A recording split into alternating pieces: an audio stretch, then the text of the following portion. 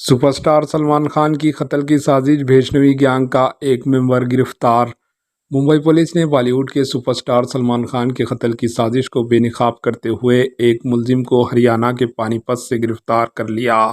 Police کے مطابق گرفتار ملزم کا نام سکھا ہے، جسے آج حراست میں لے لیا گیا اور نوی ممبئی منتقل کیا گیا۔ سکھا کو جمعرات کے روز عدالت میں پیش کیا جائے گا۔ بتایا جاتا ہے کہ یہ بھیشنوی گینگ کا رکن ہے، جس نے سلمان خان کو جان سے مارنے کی دھمکی دی تھی۔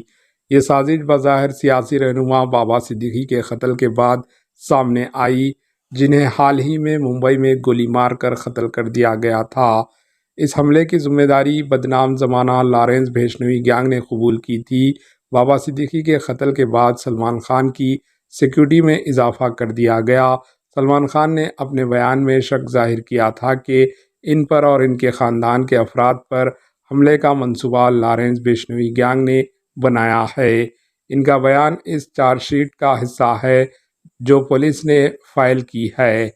پولیس نے مزید کہا کہ سلمان خان کی نقل و حرکت پر نظر رکھنے کے لیے بھیشنوی اور سمپت نہرا گینگز نے باندرا والے گھر، پنویل فارم ہاؤس اور شوٹنگ کے لوکیشن پر تقریباً 60 سے 70 افراد کو تعینات کر رکھا تھا۔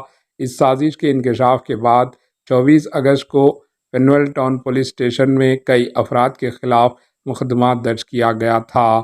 Bureau report, AHN news.